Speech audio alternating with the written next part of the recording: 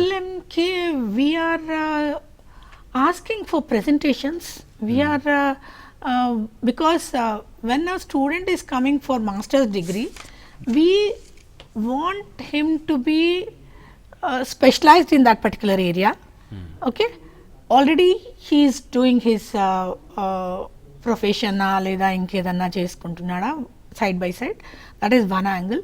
The second angle is ఎప్పుడైతే he is coming for masters, we presume that he will be an academician, and here we are going to train them in research methodology, schools of jurisprudence, these two, and constitution.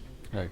These three subjects are the foundation for a master student, and at the same time we are asking frequently for presentations and assignments and also project work. Right. These three we are doing.